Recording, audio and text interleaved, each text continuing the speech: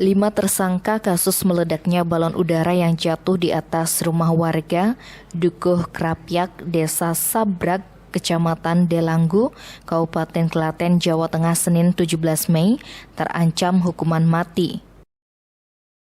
Kapolres Klaten AKBP Edi Surata Sitepu di Klaten, Selasa 18 Mei menjelaskan kelima tersangka sebelumnya membuat 2 balon udara setinggi 3 meter. Balon tersebut diterbangkan di sekitar rumah mereka di Kabupaten Magelang.